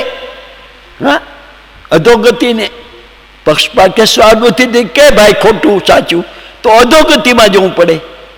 એટલે કે હું અધોગતિને શા માટે સાધુ? હવે વારંવાર સાહેબ, વારંવાર હું તમને નિગ્રંથના વચનામૃતો માટે કહું છું. બોલો શું કહે છે ભાઈ? આખા વચનામૃતમાં કૃપાદેવ મહાવીર સ્વામીને, તીર્થંકરોને, મોટા પુરુષોને કેટલા યાદ કરે છે. વારંવાર હું તમને નિર્ગ્રંથના વચનામૃતો માટે કહું છું. તેનું કારણ કેટલી સરસ રીતે સાહેબ એક વાતની રજૂઆત કૃપાદેવ મોક્ષમાળામાં કરી રહ્યા છે. તેનું કારણ તે વચનામૃતો તત્વોમાં પરિપૂર્ણ છે તે છે ભાઈ. જિનેશ્વરોને એવું કોઈ પણ કારણ નહોતું કે જે નિમિત્તે તેઓ મૃષા કે પક્ષપાતી બોધે. તેમ તેઓ અજ્ઞાની ન હતા કે એથી મૃષા બોધાઈ જવાય. આશંકા કરશો, પોતે જ કહ્યું ભાઈ, આશંકા કરશો. બીજા વચનામૃતો આશંકા કરશો કે એ અજ્ઞાની નહોતા એ સાવ ઉપરથી જણાય. તો ભાઈ તેઓના ઉત્તરમાં કેટલી સરસ રીતે કૃપાદેવ આ વાતની રજૂઆત કરી રહ્યા છે ભાઈ. તેના ઉત્તરમાં તેઓના પવિત્ર સિદ્ધાંતોના રહસ્યને આપણે ક્યાં ગોતવા જાત ભાઈ? જિનેશ્વરોના પવિત્ર સિદ્ધાંતોના રહસ્ય આપણે ગોતવા જો એક વચનામૃતજી વાંચવાનો ટાઈમ નથી તો ક્યાં ગોતવા જાત? એમને આ વચનામૃતજીમાં રહસ્યો કાઢી કાઢીને આપણને ધર્યા છે. એટલે એ રહસ્યને મનન કરવાનું કહું છું. બોલો, આ કૃપાદેવ આપણને આજ્ઞા આપી ભાઈ, મનન કરવાનું કહું છું. અને એમ જે કરશે ને ભાઈ, મનન જે કરશે ને તે તો પુનઃ આશંકા લેશ પણ નહીં કરે. જૈન મત પ્રવર્તકો, કેવી સરસ શૈલી છે. જૈન મત પ્રવર્તકોએ મને કઈ ભૂરસી રક્ષણ આપી નથી સાહેબ, મને ભૂરસી કે દક્ષિણ આપી નથી. કેવું કહે છે? તે મારા કઈ કુટુંબ પરિવારી નથી. શું કહે છે? મારા કુટુંબ પરિવારી નથી કે એ માટે પક્ષપાતે હું કઈ પદ તમને કહું. તેમજ અન્ય પદ પ્રવર્તકો પ્રતિ મારી કઈ વેર બુદ્ધિ નથી કે મિથ્યા એનું ખંડન કરું સાહેબ. બંનેમાં હું તો મંદમતી. શું પોતાની જાતને કૃપાદેવ કેટલી લઘુતા સાહેબ. આવો પરમ વિતરાગ પુરુષ એમ કહે છે હું તો મંદમતી અને મધ્યસ્થ રૂપ છું. અને હવે છેલ્લે કહે છે ભાઈ બહુ બહુ મનનથી. કેટલું મનન કર્યું હશે કૃપાદેવે? બોલો, 201માં કહ્યું. ઘણા ઘણા પ્રકારના મનન કર્યા પછી અમે તમને કહીએ છીએ. અહીંયા કહ્યું બહુ બહુ મનનથી. ખ્યાલ આવ્યો બેન? 201માં ઘણા ઘણા પ્રકારના મનન કર્યા પછી તમને કહું છું કે ભક્તિ એ સર્વોપરી માર્ગ છે. અહીંયા કહે છે બહુ બહુ મનન કર્યા પછી. અને મારી મતિ કેટલી લઘુતા છે સાહેબ. મારી મતિ જ્યાં સુધી પહોંચી સાહેબ, ખરેખર વારી જવા જેવું છે. મારી મતિ જ્યાં સુધી પહોંચી ત્યાં સુધીના વિચારથી હું વિનયથી એમ કહું છું કે પ્રિય ભવ્યો અહીંયા આવ્યા ને, પ્રિય ભવ્યો કીધા આપણને. બેન, આપણે બધા અત્યારે પ્રિય ભવ્યો છે ભગવાનના. ભગવાન રાજી થઈ ગયા આપણને બધાને જોઈને. પ્રિય ભવ્યો, ભવ્ય રહેવું છે કે અભવ્ય થવું છે? પ્રિય ભવ્યો. જૈન જેવું લખી લ્યો, એક કે પૂર્ણ ને પવિત્ર દર્શન નથી. જૈન જેવું એક કે પૂર્ણ ને પવિત્ર દર્શન નથી. અને વિતરાગ જેવો અહીં પધરાવ્યા છે, વિતરાગ જેવો એક કે દેવ નથી. અને તરીને હવે જેને સંસારથી થાક્યો હોય, 84 ફેરાથી થાક્યો હોય, તિર્યંજ ગતિ, વનસ્પતિ ગતિ, નિગોદ, નરક બધી ગતિઓમાં જવાથી થાક્યો હોય, તો તરીને અનંત દુઃખથી પાર પામવું હોય તો કોને પાર પામવું છે ભાઈ? આંગળી ઊંચી કરો. જેને અનંત દુઃખથી તરીને પાર પામવું હોય તો સર્વજ્ઞ દર્શન રૂપ કલ્પવૃક્ષને તમે જોયા ન કરો બેલા, સેવો મારી બેન, સેવો.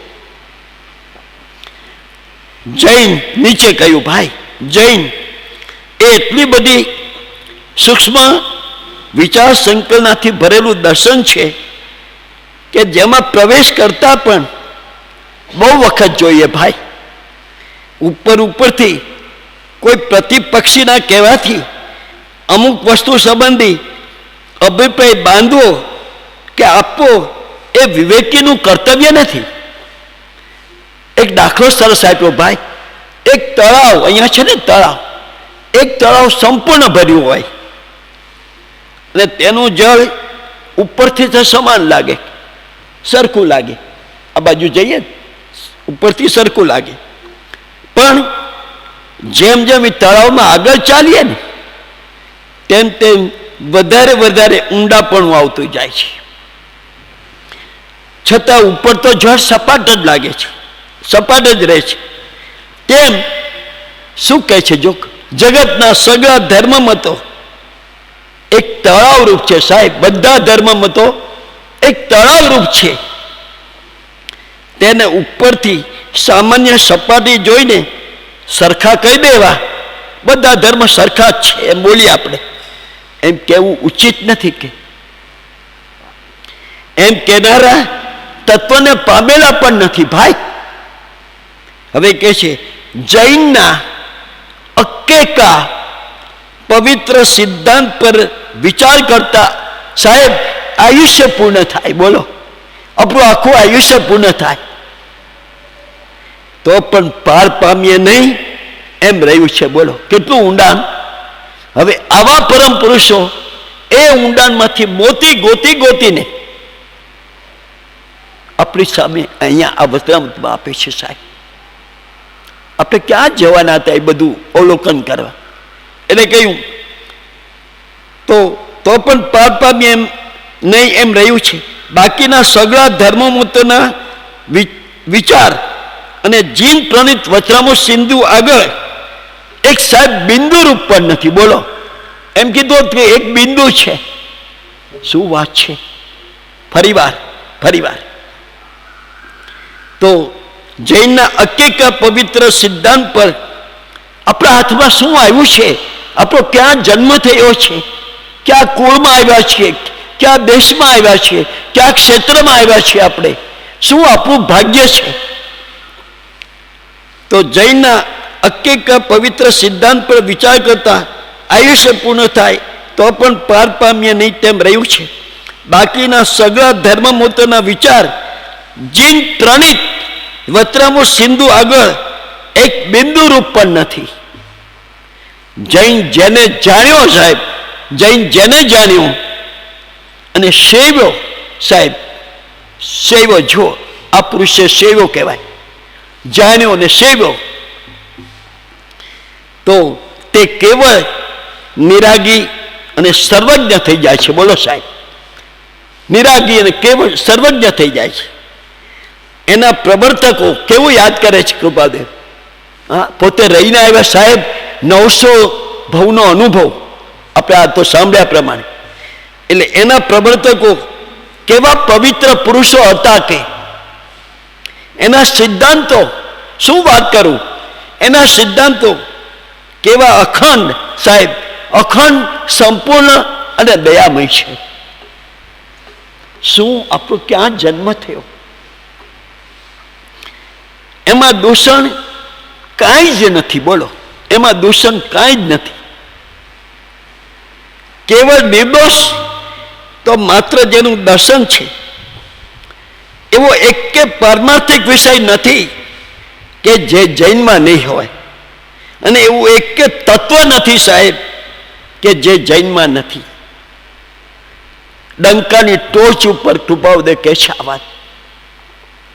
એક વિષયને અનંત ભેદે પરિપૂર્ણ કહેનાર તે જૈન દર્શન છે. પ્રયોજનભૂત તત્વ એના જેવું ક્યાંય નથી સાહેબ. એક દેહમાં બે આત્મા નથી, તેમ આખી સૃષ્ટિમાં સાહેબ બે જૈન, એટલે જૈનની તુલ્ય સાહેબ એક કે દર્શન નથી. શું આપણને મળી ગયું છે? આપણને ખરેખર ભાન નથી, આપણને ગંભીરતા નથી. સહેજે સહેજે જન્મ થઈ ગયો એમ. મહાપુણ્ય છે આપણા. હવે એ પુણ્યને આ પુરુષ કહે છે સાચા અર્થમાં સાર્થક કરી લ્યો કે.